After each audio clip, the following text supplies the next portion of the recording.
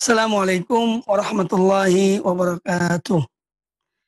Innal hamdalillah nahmaduhu wa nasta'inuhu wa nastaghfiruh wa na'udzu billahi min shururi anfusina wa min sayyiati a'malina. May yahdihillahu fala mudilla lahu wa may yudlil fala hadiya lahu.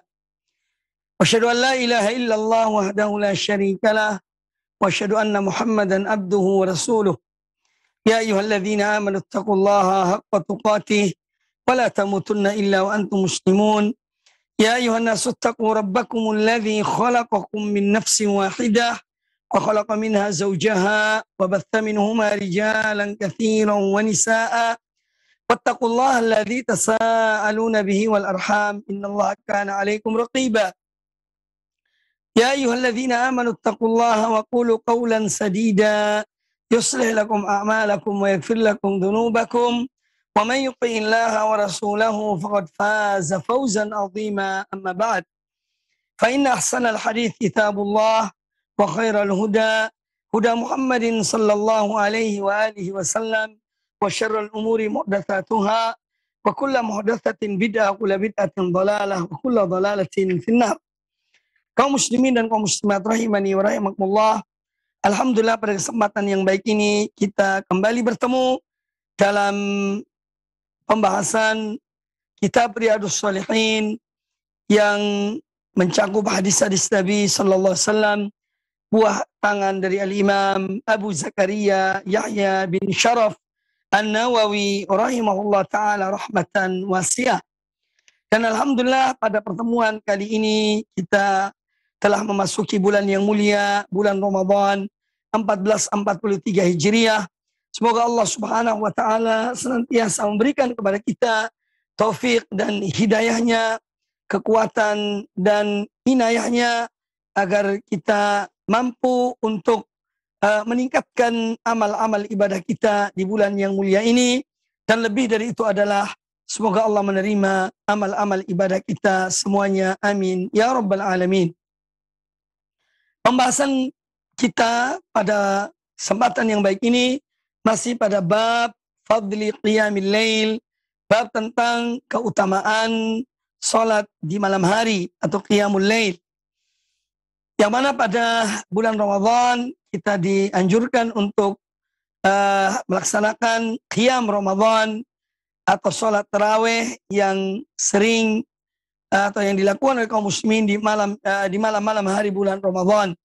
Sebagaimana sabda Nabi sallallahu alaihi wasallam, "Man qama Ramadhana imanan wa ihtisaban, ghufira lahu ma taqaddama min dambi." Barang siapa yang salat di malam-malam hari bulan Ramadan, maka karena beriman kepada Allah dan mengharapkan apa yang dijanjikan Allah, niscaya diampuni dosa-dosanya yang terdahulu. Dan salat di malam hari, ya, tidak hanya di bulan Ramadan yang disebut dengan salat tarawih, tapi juga di malam-malam yang lain atau di bulan-bulan yang lain, seorang muslim dianjurkan untuk selalu salat di malam hari, meskipun hanya salat witir 1 rakaat atau 3 rakaat atau lebih dari itu. Maka pembahasan kita masih pada yaitu keutamaan qiyamul lail atau salat di malam hari.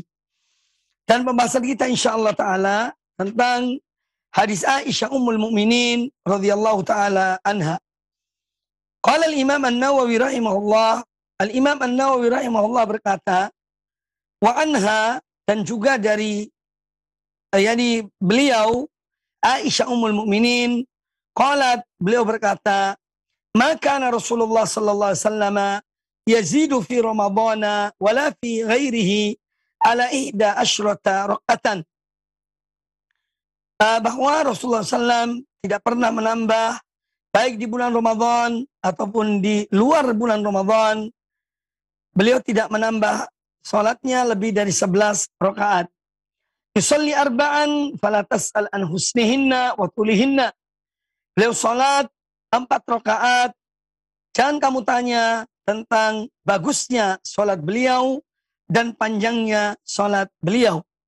Thumma yusalli arba'an, kemudian beliau salat 4 rakaat lagi, fala tas'al an husnihinna wa tulihinna, Jangan Anda bertanya tentang bagusnya dan panjangnya sholat tersebut. Thumma yusalli thalathan, kemudian beliau sholat 3 rakaat, yaitu sholat witir. Kemudian beliau sholat 3 rakaat, yaitu sholat witir. Fakultu, maka aku bertanya, ya Rasulullah, atanamu qabla an tutira, wahai Rasulullah, apakah engkau tidur sebelum engkau sholat witir? Faqal, ya Aisyatu, maka beliau berkata, wahai Aisyah, inna ainayya tanaman, sesungguhnya kedua mataku tidur, wala yanamu qalbi, namun hatiku tidak tidur.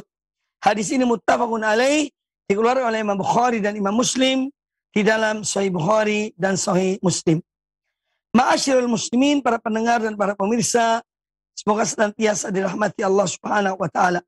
Hadis Aisyah Ummul Mukminin yang baru kita dengar ini menjelaskan kepada kita tentang sholat malam Rasulullah Sallallahu Alaihi Wasallam. Bahwasanya beliau dalam sholat malam beliau tidak menambah lebih dari 11 rakaat. Memang ada beberapa riwayat menyebutkan bahwa terkadang beliau sholat 13 rakaat. Maka apabila riwayat yang mengatakan 13 rakaat, maka para ulama menyebutkan tentang 2 rakaat tambahan itu. Yang pertama, sebagian ulama yang mengatakan yang pertama bahwa 2 rakaat tersebut adalah sunnah ba'da isya. Salat sunnah ba'da isya. Kemudian yang kedua, sebagian ulama mengatakan atau para ulama mengatakan atau kalau bukan sunnah 2 rakaat sunnah ba'diyah isya, yaitu salat yang ringan, yaitu raka'ataini khafifatain. Ada dua rakaat sebagai pembukaan dari sholat malam. Maka tidak ada pertentangan ya antara riwayat yang mengatakan bahwa Nabi SAW sholat 11 rakaat dan tidak menambah lebih dari 11 rakaat. Sementara ada riwayat yang lain menyebutkan beliau mengerjakan sholat 13 rakaat.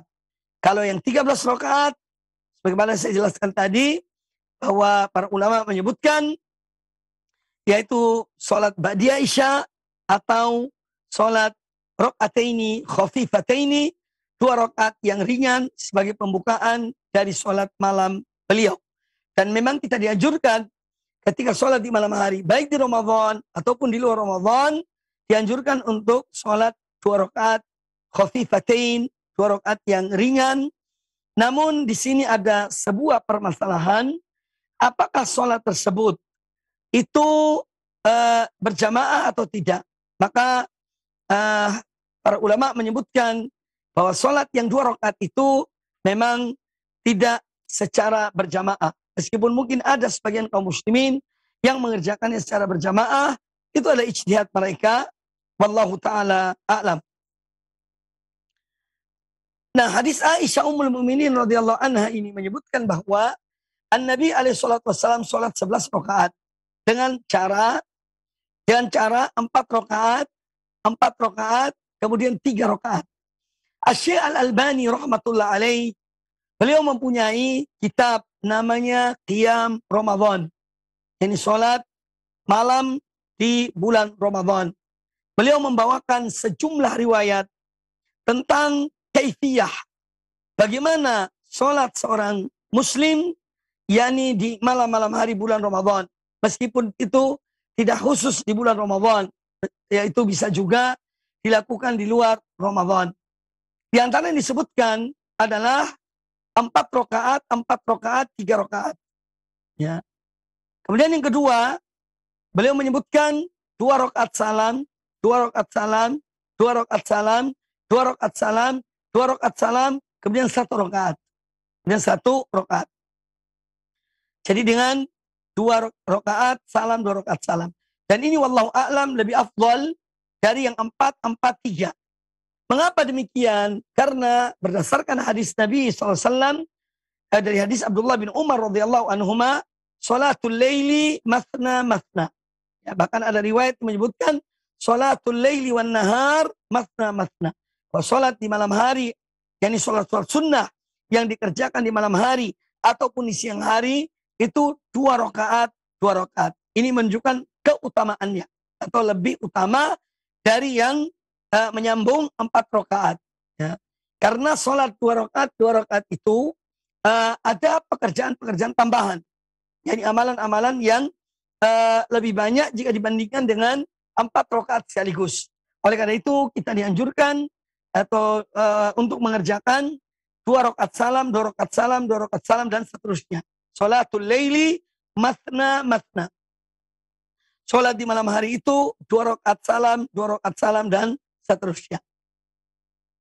Kemudian tentang sholatnya Nabi alaihi salatu wassalam, tentu sebagaimana dijelaskan oleh Aisyah Ummul Mukminin radhiyallahu anha, jangan ditanya tentang bagusnya dan panjangnya.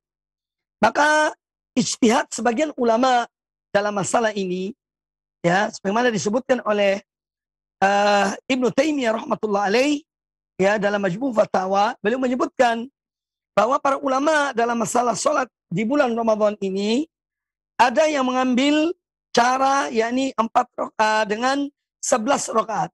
Angkanya adalah 11. Sebagian ulama yaitu ada yang sholat 23 rakaat. Artinya 20 rakaat sholat tarawih plus 3 rakaat sholat witir.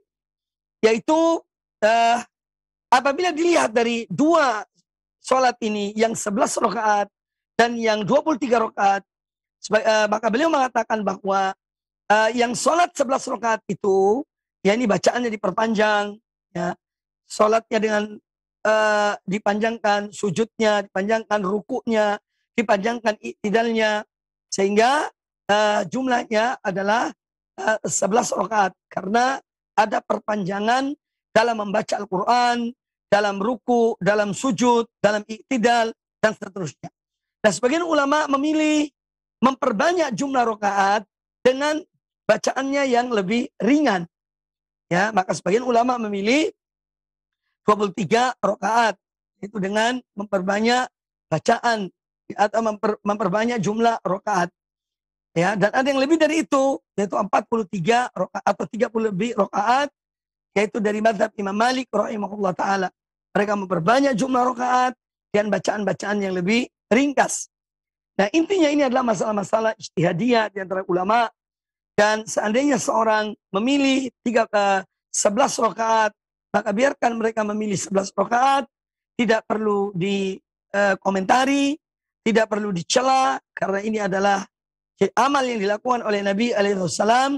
Demikian pula yang memilih 23 rakaat, juga itu ijtihad mereka, biarkan mereka dengan apa yang mereka yakini, ya, dengan memperbanyak jumlah rakaat. Ini adalah permasalahan-permasalahan khilafiyah yang tidak sepatutnya untuk kita saling ribut atau bertengkar, ya, hanya karena hal-hal yang merupakan ijtihadiyah ini. Ya, ini yang perlu kami arahkan dalam masalah berkaitan dengan sholat di malam hari.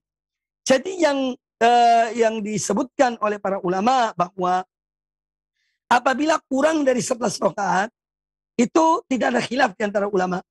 Seorang sholat kurang dari 11 rakaat, tidak ada masalah. Ada orang misalnya sholat di malam hari, ya, dia sholat 7 rakaat, biarkan dia sholat 7 rakaat. Kita tidak berbicara masalah tarawih, tapi sholat yang dimaksud di sini adalah sholat di malam hari. Kemudian ada orang yang memilih misalnya lebih dari 11 rakaat. Ya. Ini yang terdapat perbedaan di kalangan ulama. Adapun kalau kurang dari 11 rakaat, maka tidak ada khilaf di antara mereka. Ya, wallahu taala a'lam. Kemudian di antara pelajaran yang diambil dari hadis ini, yaitu bahwa memang petunjuk yang dicontohkan oleh Nabi SAW dalam sholat malam beliau adalah 11 rakaat. Riwayat yang menyebutkan 13 rakaat sudah kami jelaskan. Yang 2 rakaat itu sholat apa? Yaitu ba'diyah isya atau 2 rakaat khafifatain, 2 rakaat yang ringan yang dikerjakan sebelum sholat yang 11 rakaat. Jadi selesai permasalahannya. Dan ini yang dilakukan oleh Rasulullah SAW. Beliau memperpanjang bacaannya, yaitu memperpanjang berdirinya, rukuknya, iktidalnya, sujudnya, dan seterusnya. Ini yang dicontohkan oleh Nabi Sallallahu Alaihi Wasallam. Dan tentu apabila seorang hamba dia ingin berupaya untuk menyamai Rasulullah SAW dalam sholat malamnya, maka tidak ada yang mampu seperti apa yang dilakukan oleh Nabi Sallallahu Alaihi Wasallam. Ya, maka dari itu, la yukallifullahu nafsan illa usaha. Allah tidak membebani suatu jiwa kecuali apa yang mampu dia lakukan, yang mampu dia kerjakan. Kemudian juga hadis ini menjelaskan kepada kita dianjurkannya kita memperpanjang sholat di malam hari. Ya, ini tidak berbicara masalah sholat tarawih, tapi sholat secara umum, sholat di malam hari secara umum kita dianjurkan untuk, ya, apalagi kalau seorang sholat sendirian, ya dia dianjurkan memperpanjang bacaannya, memperpanjang rukuknya, memperpanjang iktidalnya, dan memperpanjang sujudnya. Ya, kita dianjurkan demikian. Dan saya menganjurkan kepada para pendengar, para pemirsa untuk melihat atau membaca kitab Qiyam Ramadan yang ditulis oleh Syekh Muhammad Nasiruddin Al-Albani rahmatullah alaih. Beliau memperinci betul tentang masalah ini dan insya Allah seorang yang membacanya akan mendapatkan kepuasan di dalam dia mengerjakan sholat di malam hari. Karena semua sudah dijelaskan secara terperinci oleh beliau. Kemudian juga hadis ini menjelaskan tentang seorang jika memang dia ingin untuk sholat witir di malam hari, ya pada awal waktu silakan lakukan, ya, silakan lakukan. Tapi misalnya dia sholat di malam hari, sholat yang genap, kemudian dia menutup dengan sholat witir, maka tidak dianjurkan dia untuk tidur antara sholat yang genap dan sholat witir. Tidak dianjurkan. Sebagaimana Aisyah bertanya kepada Nabi Sallallahu Alaihi Wasallam, ya Rasulullah, wahai Rasulullah, atanamu qabla an tutira? Apakah engkau tidur sebelum witir? Ya, kata beliau tidak. Ya. Kata beliau, mataku, ya, inna ainaya tanaman, mataku tidur, tetapi hatiku tidak. Ya, hati Nabi SAW tidak pernah tidur. Karena selalu berzikir mengingat Allah Subhanahu wa ta'ala. Kemudian hal ini juga merupakan kekhususan bagi Nabi SAW, yang mana beliau mengatakan, ainayya tanamani wala yanamu qalbi. Dua mataku tertidur, tetapi hatiku tidak tidur. Ini adalah sebuah kekhususan yang Allah berikan kepada Nabi alaihi salatu wassalam. Ya. Sebagaimana dikatakan oleh para ulama bahwa para anbiya juga demikian, bahwa mereka tidur mata-mata mereka, namun hati mereka tetap dan selalu mengingat kepada Allah Subhanahu wa ta'ala. Kemudian yang perlu juga diingatkan pada kesempatan yang baik ini, bahwa disebutkan tidak ada riwayat yang sahih dari Nabi Sallallahu Alaihi Wasallam bahwa beliau itu sholat semalam suntuk, semalam penuh. Ya. Jadi kalaupun ada riwayat itu dia dhaifah. Ada riwayat yang sahih menunjukkan bahwa Nabi alaihi salatu wassalam beliau juga di malam hari beliau tidur. Ya, beliau membagi waktu. Ya, antara tidur dengan sholat di malam hari. Dan tidak diriwayatkan bahwa beliau sholat semalam penuh, ya, baik di Ramadan ataupun di luar Ramadan. Kemudian hadis yang berikutnya, wa anha, juga dari Ummul Mukminin Aisyah radhiyallahu anha. Beliau berkata, anna Nabiya sallallahu alaihi wasallam kana yanamu awwala lail. Kata Aisyah radhiyallahu anha bahwasanya Nabi sallallahu alaihi wasallam beliau itu tidur di awal malam. Ya. Kana yanamu awwala lail. Bahwasanya beliau tidur di awal malam. Wa yaqumu akhirahu fa yusalli. Kemudian beliau bangun di akhir malam dan beliau sholat di malam hari. Hadis ini muttafaqun alaih, diriwayatkan oleh Imam Bukhari dan Imam Muslim di dalam Sahih Bukhari dan Sahih Muslim. Jadi hadis Aisyah radhiyallahu anha menjelaskan kepada kita bahwasanya Rasulullah sallallahu alaihi wasallam beliau itu tidur di awal malam dan beliau bangun di akhir malam untuk sholat di malam hari. Dan ini tentu lebih afdal. Ya, kalau seorang bangun sepertiga malam terakhir, kemudian dia berwudu, dia sholat, ya, dia bermunajat kepada Allah Subhanahu wa Ta'ala, maka inilah saat yang terbaik, saat yang paling afdal, yaitu saat dia sholat pada sepertiga malam terakhir di malam hari. Nah, kalau mungkin ada yang bertanya, mana yang lebih afdal?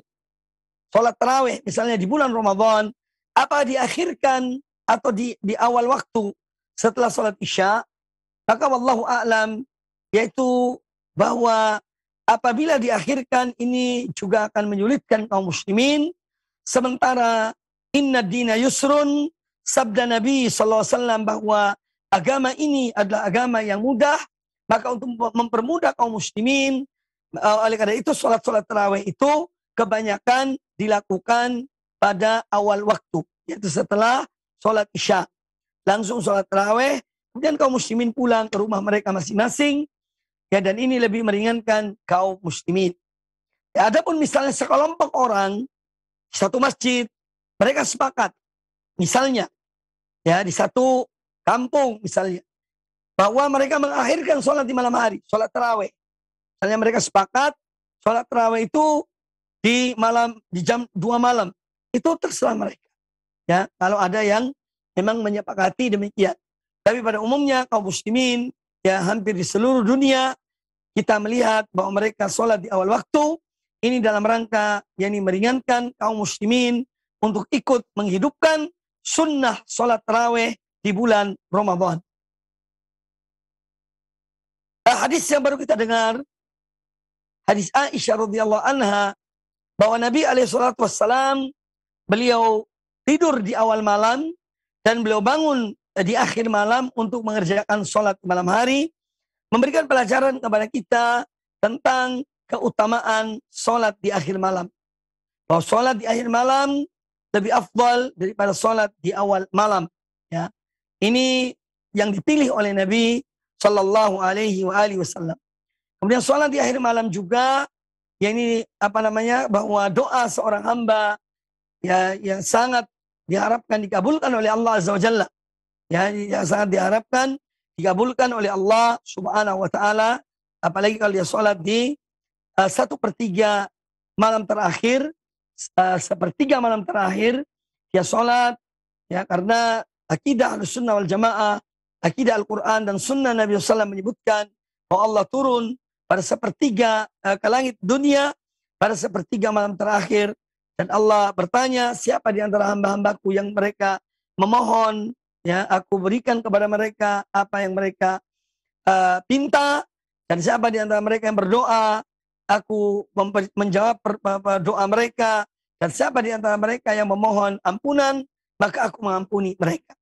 Ya, oleh karena itu Al-Imam An-Nawawi rahimahullah ta'ala dalam hadis Muslim, syarah hadis Muslim, beliau menyebutkan tentang keutamaan, yakni ibadah di akhir malam. Ibadah di akhir malam, yaitu sepertiga terakhir di malam hari. Kemudian hadis yang berikutnya, ya, di antara hadis-hadis yang dibawakan oleh An-Nawawi rahimahullah ta'ala berkaitan dengan sholat di malam hari. Qala rahimahullah ta'ala, beliau berkata, wa an Ibni Mas'udin radhiyallahu anhu qal, dan dari Abdullah bin Mas'ud radhiyallahu anhu, beliau berkata, sallaitu ma'an Nabi sallallahu alaihi wasallam lailatan. Pernah suatu ketika aku salat bersama Nabi sallallahu alaihi wasallam pada suatu malam. Falam yazal qa'iman. Maka beliau berdiri dalam keadaan yang lama. Beliau berdiri dalam keadaan berdiri yang lama, ya, karena membaca Al-Quran, ya, baca ayat-ayat Al-Quran Al-Karim, hatta hamamtu bi amri su'in. Kata Abdullah bin Mas'ud, sampai-sampai aku ini ingin berbuat satu hal yang jelek. Ya. Qila ma hamamta. Ditanya oleh murid-murid Abdullah bin Mas'ud, apa yang kamu kehendaki? Kata Abdullah bin Mas'ud, hamamtu an ajlisa wa ada'ahu. Ya, kata beliau, aku sampai-sampai ingin untuk duduk dan membiarkan Rasulullah SAW berdiri dalam sholatnya. Hadis ini muttafaqun alaih, dikeluarkan oleh Imam Bukhari dan Imam Muslim, ya, dalam Sahih Bukhari dan Sahih Muslim. Nah, hadis Abdullah bin Mas'ud pernah kita bahas pada pembahasan yang lalu.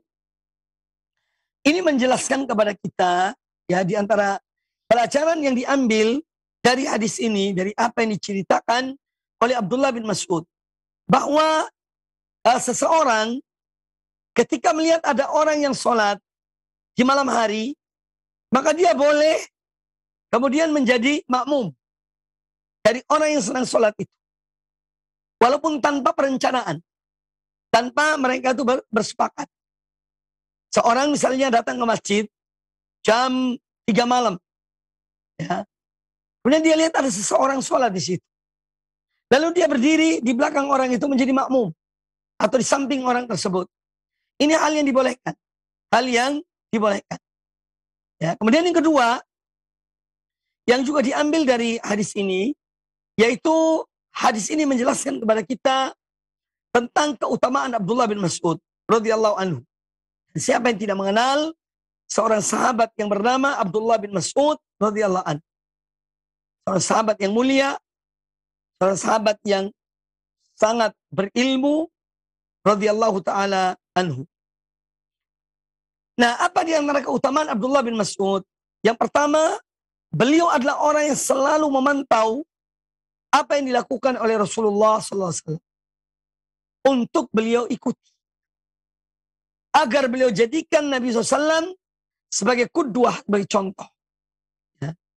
Bahkan sampai tengah malam pun, ya, beliau memantau, yakni amal-amal ibadah yang dilakukan oleh Rasulullah SAW. Maka beliau memiliki keutamaan. Yang kedua, tatkala beliau menginginkan sesuatu yang disebut oleh beliau sebagai hal yang jelek, hal yang buruk, tapi beliau tidak melakukannya. Beliau ingin meninggalkan Nabi Sallallahu Alaihi Wasallam sholat sendirian, ya, dan beliau duduk. Nabi SAW berdiri, tetapi beliau tidak melakukan hal itu. Beliau tetap bertahan, mengikuti, berdiri, mengikuti sholatnya Nabi Sallallahu Alaihi Wasallam.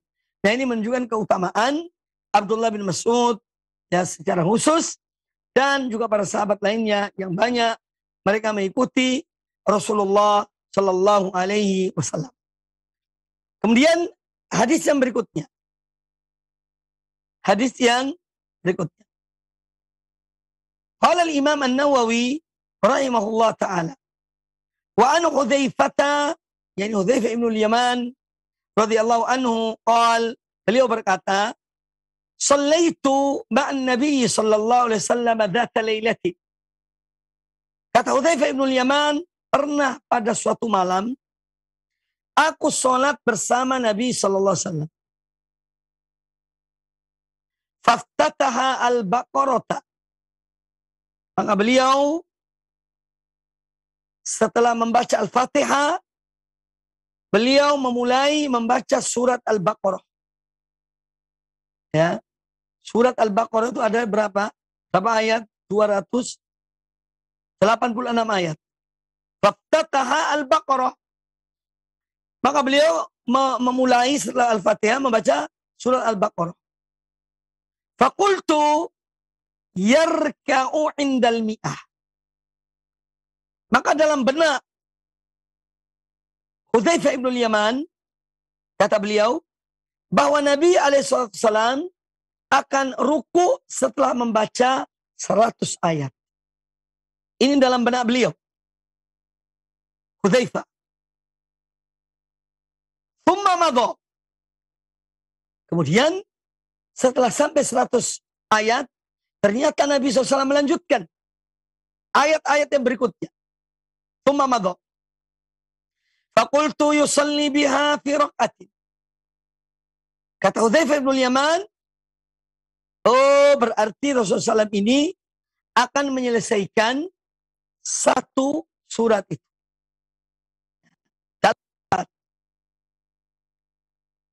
Dalam satu rakaat. Kemudian, famadha. Ya. Faqultu yusalli biha fi raka'atin. Famadha. Faqultu yarka'u biha. Kemudian setelah beliau menyelesaikan surat Al-Baqarah yang berjumlah 286 ayat, faqultu yarka'u biha. Oh, berarti kemungkinan beliau akan ruku setelah membaca surat Al-Baqarah. Ternyata apa yang terjadi? Tsumma ftataha an-nisaa. Nabi SAW melanjutkan salatnya dengan memulai surat An-Nisa. Ya. Surat Al-Baqarah, Ali Imran dilompat. Kemudian beliau membaca surat An-Nisa. Masih dalam rakaat pertama ini. Faqara'aha. Maka beliau membaca surat An-Nisa sampai selesai. Tsumma ftataha Al-Imran. Kemudian beliau melanjutkan setelah selesai membaca surat An-Nisa, beliau melanjutkan membaca surat Ali Imran. Faqara'aha. Maka beliau membacanya. Ya. Yaqra'u mutarassilan. Beliau membaca surat-surat ini dengan baik. Tidak membaca dengan cepat. Tapi mutarassilan. Baca yang sempurna. Nah, pada rakaat pertama ini, An-Nabi alaihissalam membaca 3 surat. Surat Al-Baqarah, surat Ali Imran, surat An-Nisa, kemudian membaca surat Ali Imran. Beliau membaca yaqra'u mutarassilan. Beliau membaca dengan sempurna. Idza marra bi ayatin fiha tasbihun sabbaha. Kalau melewati satu ayat yang di dalam ayat itu ada bertasbih kepada Allah, maka beliau bertasbih. Wa idza marra bi su'alin sa'ala. Kalau beliau melewati ayat yang di sana ada permohonan doa, maka beliau berdoa. Wa idza marra bi ta'awudzin ta'awwadza. Apabila beliau melewati ayat yang di situ ada perintah untuk misalnya untuk berlindung pada Allah Ta'ala, maka beliau membaca perlindungan pada Allah Ta'ala. Tsumma raka'a faja'ala yaqul. Kemudian beliau ruku. Di dalam rukunya yaqul, beliau membaca Subhana Rabbiyal Azim. Terus berulang-ulang.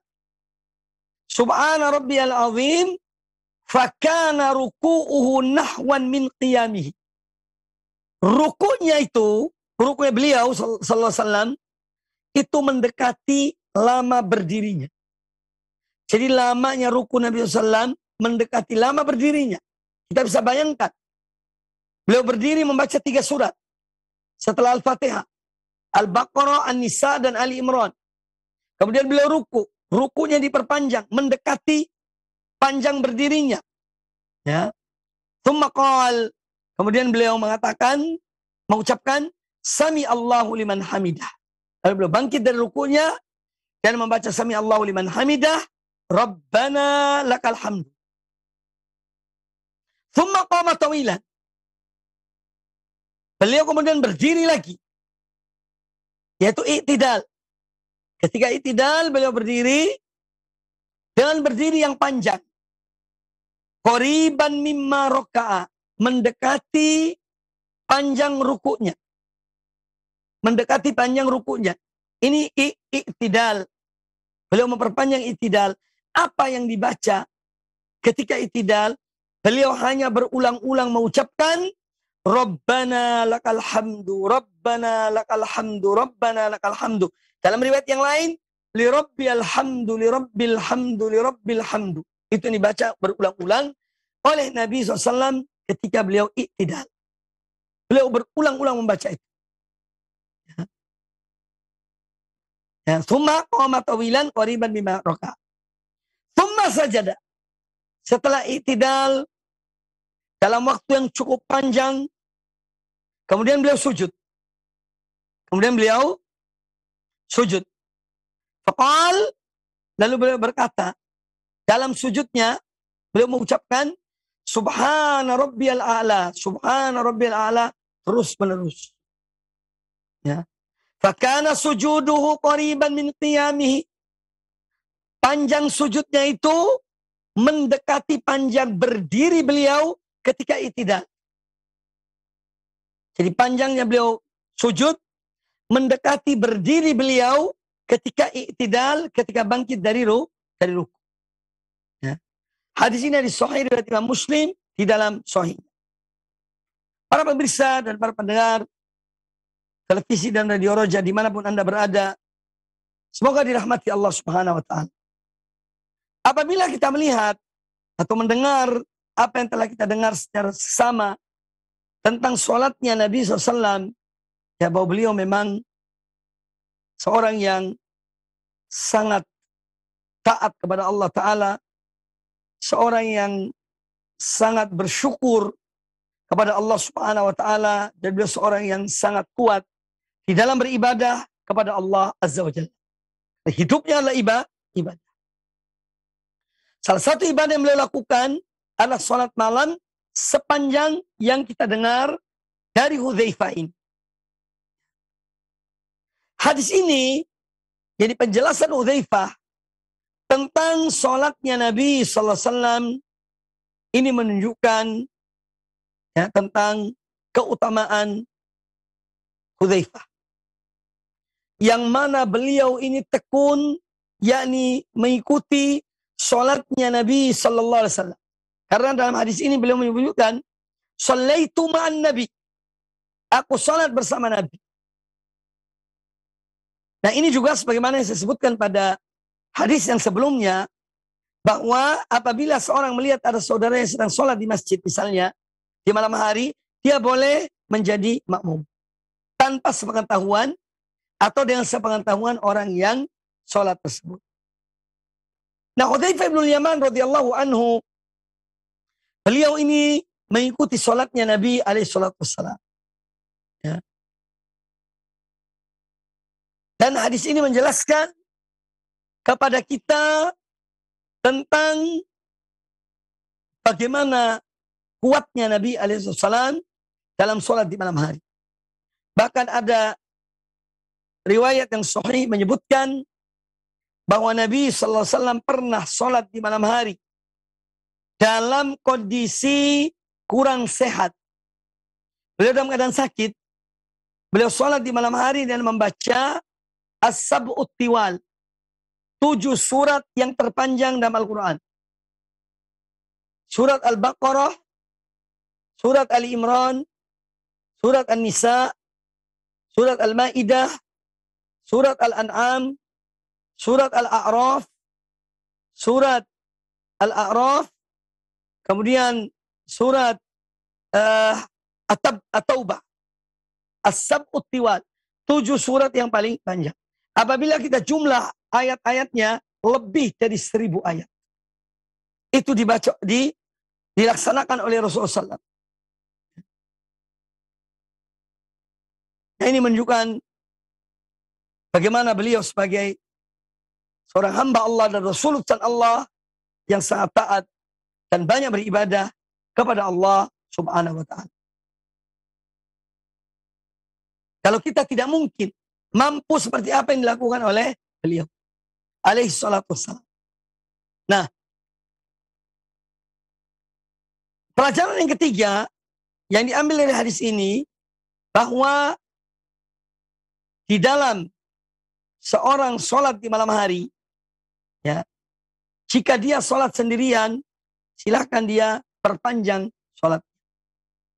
Tetapi kalau dia sholat berjamaah, ada hadis-hadis Nabi SAW yang menganjurkan kita untuk meringankan para jamaah. Ini mengingat akan keadaan mereka ada yang tua renta, ada yang sakit, ada yang punya urusan, maka sholatnya lebih dipendekkan.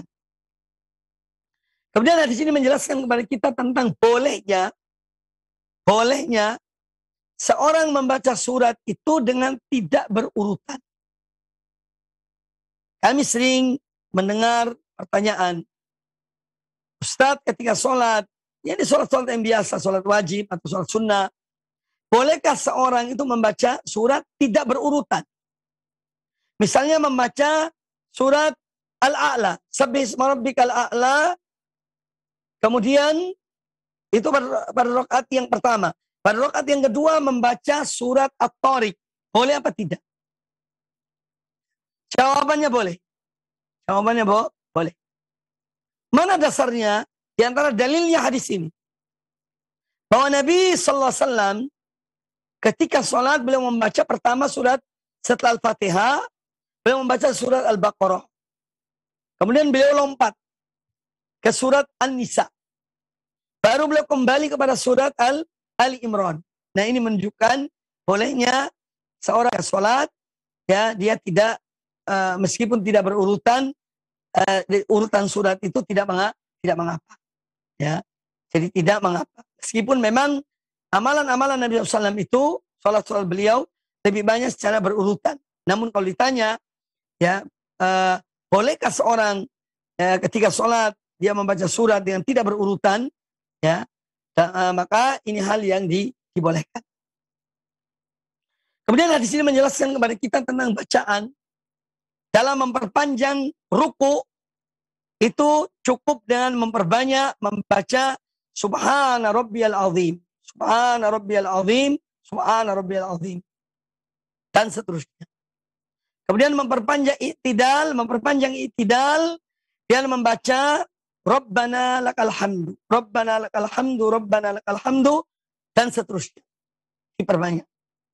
Untuk memperpanjang sujud, membaca Subhana Rabbil A'la, Subhana Rabbil A'la, Subhana Rabbil A'la, terus diulang-ulang. Juga bisa dengan menambah doa. Karena kita dianjurkan berdoa di saat sujud. Ini tentang tata cara di antara tata cara sholat di malam hari. Kemudian hadis yang berikutnya,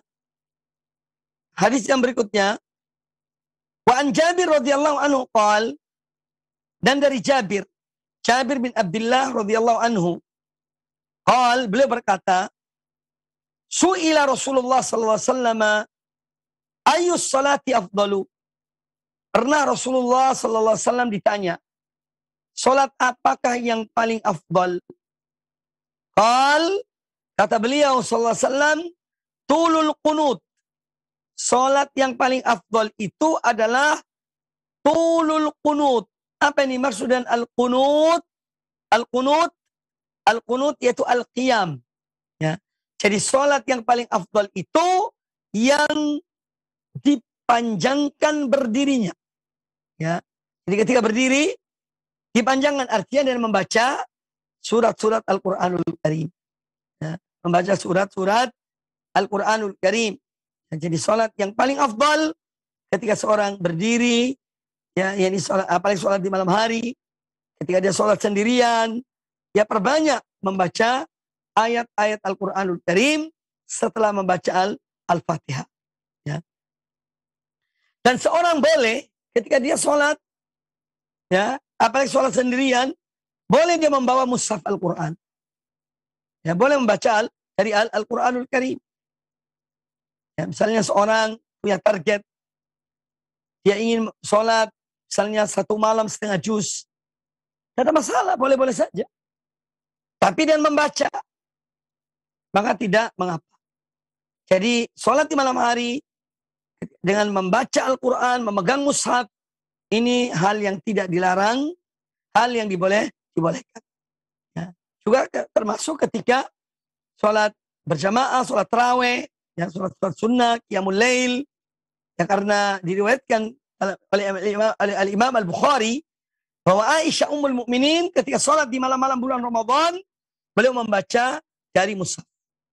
Beliau membaca dari Al-Quranul Karim ketika sholat. Jadi sholat yang paling afdol yang diperpanjang bacaan. Ini juga sebagai peringatan bagi kita. Kita kadang-kadang melihat, menjumpai ada saudara-saudara kita kaum muslimin, ya, bukan sholat sunnah, sholat wajib. Itu berdirinya sangat cepat. Jadi baca Al-Fatihahnya itu cepat. Baca suratnya juga dengan cepat. Nah, ini tidak lebih afdal. Alangkah utamanya, alangkah baiknya kalau seorang dia itu sholat dengan tenang. Membaca Al-Fatihah sesuai dengan bacaan yang benar. Ya. Membaca surat pun demikian. Karena sholat ini salah satu rukunnya adalah tomakninah. Orang yang sholat tidak tomakninah itu sholatnya tidak sah. Karena tomakninah dalam sholat, dalam berdiri, ruku, iktidal, sujud, duduk di antara dua sujud, dan seterusnya. Ya, tomakninah adalah salah satu dari arkanus sholat. Salah satu dari rukun-rukun sholat. Maka orang yang sholat dengan tidak tomakninah, tidak diragukan. Sholatnya tidak sah. Sholatnya tidak sah. Karena tomakninah adalah salah satu dari rukun-rukun sholat. Berikutnya. Qala al-Imam An-Nawawi rahimahullah ta'ala. Wa an Abdullah bin Amr ibn al-As radhiyallahu anhuma. Dan dari Abdullah bin Amr ibn al-As radhiyallahu anhuma, beliau berkata, anna Rasulullah sallallahu alaihi wasallam qala, bahwasanya Rasulullah sallallahu alaihi wasallam bersabda, ahabbus salati ilallahi salatu Dawuda. Salat yang paling dicintai oleh Allah yaitu salatnya Nabi Daud. Ya. Wa ahabbus siyami ilallah siyamu Daud. Dan puasa yang paling dicintai oleh Allah adalah puasa Nabi Daud. Bagaimana salat dan puasanya? Kata Nabi alaihissalam pada lanjutan hadis ini, kana yanamu nisfal lail. Bahwa Nabi Daud dahulu dia tidur sampai pertengahan malam. Yanam nisfal lail. Wa yaqumu thuluthahu. Kemudian dia bangun setelah setengah malam, dia bangun pada sepertiga malam. Wa yanamu sudusahu. Kemudian sisa dari malam itu, sebelum subuh, dia tidur lagi.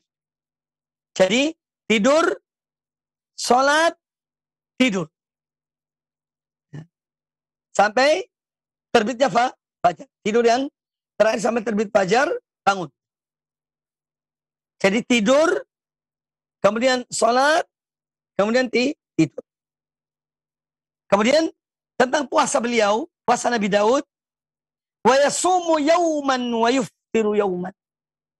Dan beliau alaihissalatu wassalam puasa ya sehari dan berbuka sehari. Kalau ini jelas ya puasa Daud. Kita sering mendengar tentang puasa Daud, itu seorang yang dia berpuasa sehari, berbuka sehari. Hari ini berpuasa, besok berbuka.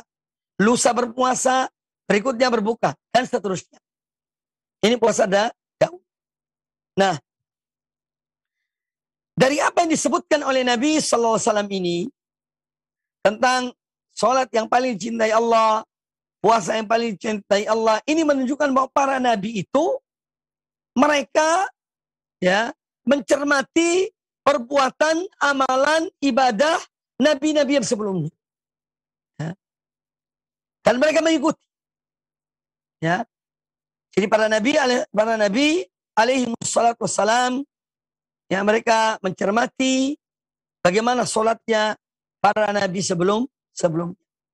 Bagaimana Nabi SAW memperhatikan dan mencermati ibadah Nabi Daud alaihissalam. Kemudian hadis ini juga menjelaskan kepada kita bahwa kita diperintahkan atau dianjurkan untuk mengikuti metode para rasul dalam beribadah kepada Allah Ta'ala. Ya. Dan tentu yang terakhir adalah Nabi kita Muhammad SAW. Hendaknya kita mengikuti ibadah beliau. Kecuali yang memang dikhususkan untuk beliau. Sallallahu alaihi wasallam. Karena al-iqtida'u bi Rasulullah SAW, bahwa mengikuti Nabi SAW dalam beribadah pada Allah Ta'ala, ini salah satu syarat sahnya suatu amal ibadah. Dan mengikuti Rasulullah alaihi salatu wassalam. Dan ibadah mereka, para anbiya, para rasul, ibadah Nabi kita Muhammad SAW, ibadah-ibadah yang sangat dicintai oleh Allah Subhanahu wa Ta'ala. Maka hendaknya seorang muslim selalu menjadikan Nabi sallallahu alaihi wasallam sebagai qudwah, sebagai contoh teladan dalam beribadah kepada Allah Subhanahu wa Ta'ala. Kecuali ibadah-ibadah tertentu yang dikhususkan untuk beliau. Ya. Maka kita tidak boleh mengikuti. Kemudian hadis ini menjelaskan kepada kita bahwa para anbiya, para nabi, para rasul, mereka itu di antara dua ibadah yang tidak ditinggalkan oleh mereka adalah dua ibadah, yaitu sholat dan puasa. Sholat dan puasa. Ini adalah amalan-amalan para anbiya, para rasul. Nabi Ibrahim berdoa. Ya. Dan beliau adalah Abul Anbiya. Beliau juga adalah ayah dari para nabi. Beliau berdoa, Rabbi ij'alni muqimas salati wa min dzurriyyati. Wahai Rabbku, wahai Tuhanku, jadikanlah aku sebagai seorang yang senantiasa menegakkan salat, demikian pula anak keturunan. Jadi beliau salat. Beliau salat. Tentang Nabi Ismail, Allah menyebutkan, kana ya'muru ahlahu bis salah. Bahwa beliau memerintahkan keluarganya untuk salat. Dan masih banyak. Kalau kita mencermati ayat-ayat Al-Quranul Karim menunjukkan bahwa syariat salat ini diperintahkan oleh Allah kepada seluruh para nabi. Kemudian disebutkan di sini juga tentang puasa. Karena puasa memang disebutkan oleh Allah dalam Al-Quranul Karim. Ya ayyuhalladzina amanu, wahai orang-orang yang beriman, kutiba alaikumusiyam, diwajibkan atas kalian berpuasa, kama kutiba alal ladzina min qablikum, sebagaimana telah diwajibkan atas umat sebelum kalian. Ini menunjukkan bahwa puasa pun demikian sudah diwajibkan oleh Allah Ta'ala kepada para nabi dan umat-umat sebelum Rasulullah sallallahu alaihi wasallam. Maka dari itu, apabila kita ingin betul-betul mengerjakan apa yang dicontohkan oleh Nabi SAW dalam beribadah pada Allah Ta'ala, sudah cukup. Ya.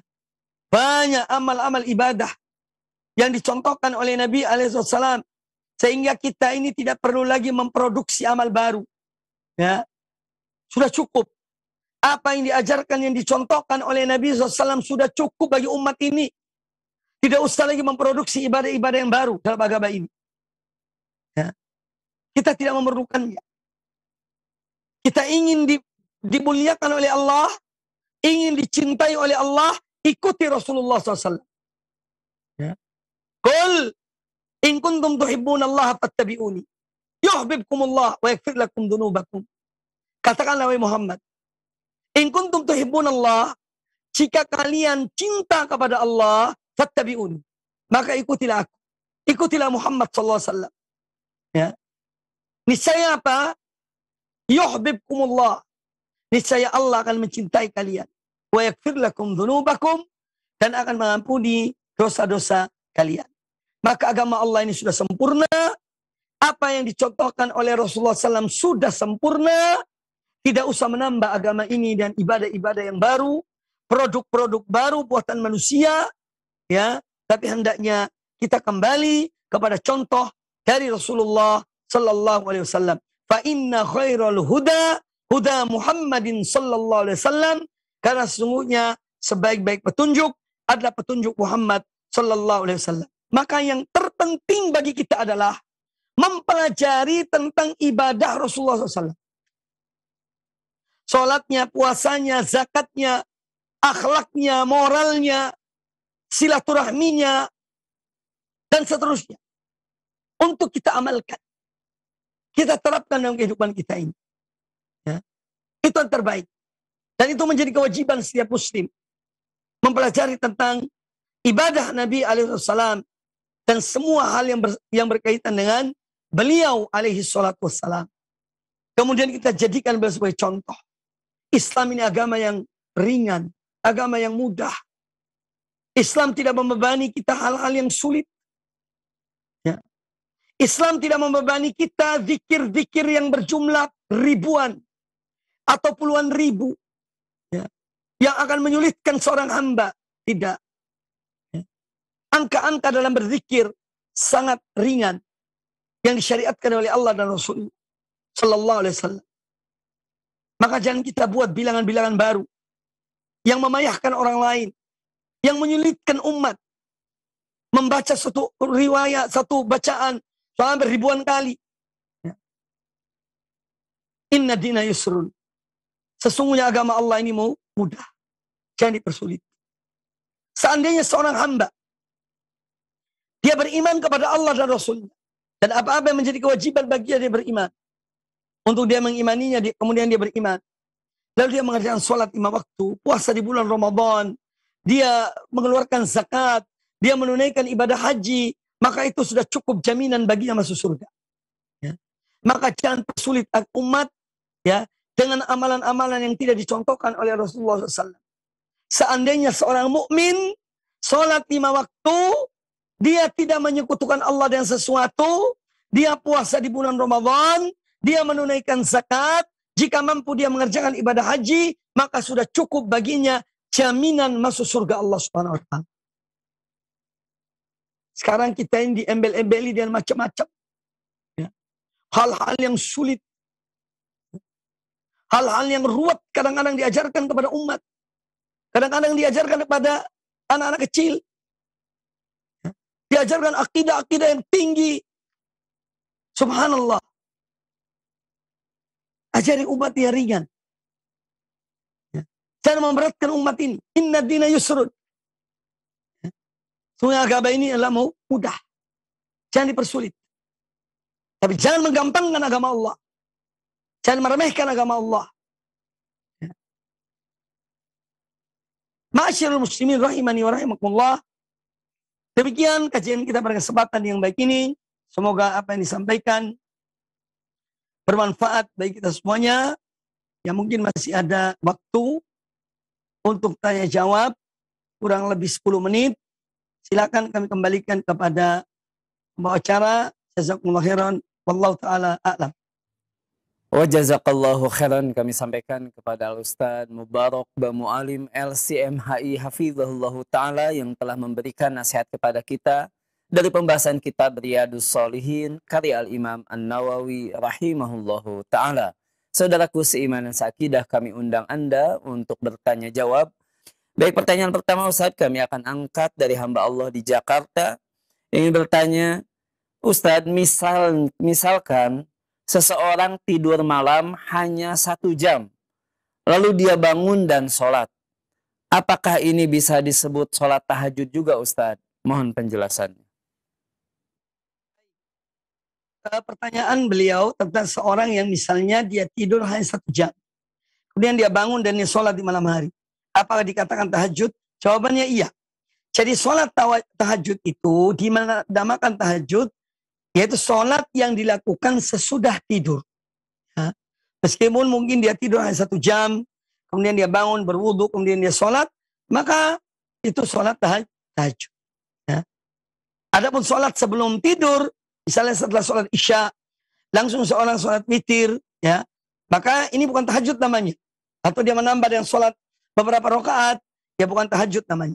Jadi yang dinamakan sholat tahajud itu sholat yang dilakukan sesudah bangun dari tidurnya di malam hari. Meskipun tidurnya hanya sebentar. Wallahu ta'ala a'lam.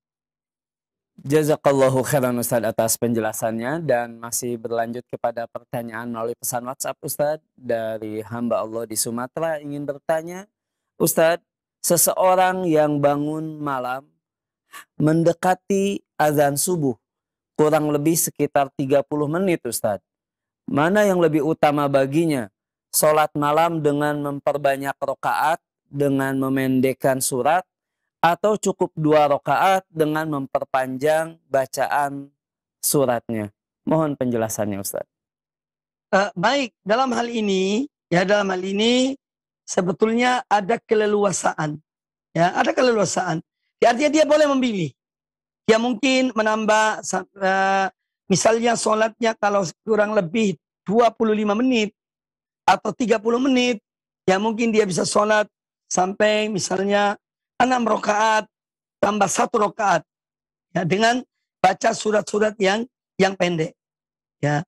Tapi bisa juga dia memperpanjang surat yang dibacanya, tapi jumlahnya mungkin hanya 3 rakaat, ya, mungkin hanya 3 rakaat. Ini semua kembali kepada orang yang mengerjakannya. Karena ini bukan hal yang harus begini dan harus begitu, ya, tapi dia memilih mana kira-kira yang mantap baginya. Kadang-kadang mungkin di jumlah rakaatnya dikurangi, tapi bacaannya panjang, atau mungkin kadang-kadang diperbanyak jumlah rakaatnya. Jadi boleh kita lakukan, ya, sesekali begini dan sesekali yang begitu. Itu insya Allah hal yang luas, jadi tidak ada ketentuan tertentu dalam masalah ini. Tapi yang jelas bahwa sholat dengan tumanina, dengan tenang, ini tentu lebih afdal, lebih utama. Wallahu ta'ala a'lam. Jazakallahu khairan Ustadz atas penjelasannya, dan kembali pertanyaan melalui pesan WhatsApp Ustadz dari hamba Allah di Bandung ingin bertanya Ustadz, apakah sholat tarawih di awal waktu dengan witir, lalu pada akhir malam sholat lagi untuk tahajud, apakah boleh? Lalu witirnya hanya 1 kali saja setelah tarawih atau bagaimana Ustadz? Jazakallahu khairan atas penjelasannya. Baik, tentang masalah ini termasuk masalah-masalah berkaitan dengan masalah fikih, ya, yang ada, ya, pendapat-pendapat para ulama dalam masalah ini. Tapi kalau ditanyakan, apakah seorang yang sudah sholat tarawih, kemudian setelah itu dia sholat witir bersama imam, lalu dia bangun di malam hari, dia ingin menambah sholatnya, apakah boleh? Sebagian ulama membolehkan, ya, boleh, ya. Tetapi witirnya cukup yang pertama, ya. Jadi jangan lagi sholat witir. Kalau sudah sholat witir bersama imam, maka jika dia menambah 2 rakaat atau 4 rakaat atau 6 rakaat ketika dia bangun di malam hari, maka itu semua tanpa sholat witir. Tetapi kalau dia ingin untuk mengakhirkan witir, maka misalnya ketika dia sholat berjamaah tarawih, dia tidak sholat witir, ya, karena dia ingin untuk menambah sholatnya. Ini sebagian ulama membolehkan juga. Jadi dia menambah, atau dia tidak sholat witir bersama imam, nanti dia sholat witir ketika sendirian, menambah sholatnya di akhir malam. Namun ada satu hal dalam masalah ini, dalam contoh yang kedua ini, dia tidak mendapatkan fadilah sholat berjamaah bersama imam, yang mana kata Nabi SAW, man qama ma'al imami hatta yansarifa kutiba lahu qiyamul lailah. Barang siapa yang sholat bersama imam, yakni di bulan Ramadan, sholat di masjid-masjid kaum muslimin bersama imam yang ada di masjid itu sampai selesai, maka dicatat baginya sholat semalam penuh. Jadi kalau seorang tidak ikut sholat witir bersama imam, ya dia tidak mendapatkan fadilah itu. Ya. Oleh karena itu, jika seorang ingin mengerjakan sholat tambahan di malam hari, maka tetap dia sholat bersama imam sampai selesai. Imam sholat witir, dia sholat witir. Kemudian kalau menambah, silakan dia menambah di akhir malam, ya, tapi tanpa sholat witir lagi. Cukup 1 kali sholat witir di awal ketika bersama imam. Wallahu ta'ala a'lam. Jazakallahu khairan Ustadz atas penjelasannya, dan ini adalah pertanyaan terakhir Ustadz di kesempatan pagi hari ini. Mohon ikhtitam dari antum Ustadz. Baik para pemirsa dan para pendengar TV dan Radio Roja dimanapun Anda berada. Tentu dalam kesempatan yang baik ini, saya hanya menghimbau terutama untuk diri saya pribadi. Marilah kita meningkatkan amal-amal ibadah kita di bulan yang mulia ini, bulan Ramadan 1443 Hijriah. Dengan kita terus memohon pertolongan pada Allah Azza wa Jalla agar Allah memberikan taufik, memberikan kekuatan untuk kita meningkatkan amal ibadah kita. Kemudian kita juga senantiasa mencari teman yang baik, yang berupaya untuk menolong kita, mengingatkan kita agar kita meningkatkan amal ibadah di bulan yang mulia ini. Juga agar kita dapat meningkatkan amal ibadah di bulan yang mulia ini, hendaknya kita menanamkan dalam diri kita bahwa seakan-akan Ramadan ini adalah Ramadan yang terakhir bagi kita. Kita tidak tahu apa kita bertemu lagi dengan Ramadan yang akan datang, wallahu taala a'lam. Sehingga dengan demikian maka kita akan berupaya untuk memaksimalkan amal-amal ibadah kita di bulan yang mulia ini. Semoga Allah menerima semua amal ibadah kita. Demikian pula semoga Allah memberikan kepada umat ini kemenangan. Semoga Allah memberikan kepada umat ini taufik, hidayah untuk kembali kepada tuntunan Allah dan Rasulnya, Nabi kita Muhammad sallallahu alaihi wasallam, sesuai dengan pemahaman para salafus saleh, para sahabat dan orang-orang yang mengikuti mereka dengan baik. Aku qouli hadza wa jazakumullahu khairan. Subhanakallahumma bihamdika asyhadu an la ilaha illa anta astaghfiruka wa atubu ilaik. Wa sallallahu wasallam wa baraka ala nabiyyina wa ala alihi washabihi ajma'in. Assalamualaikum warahmatullahi wabarakatuh.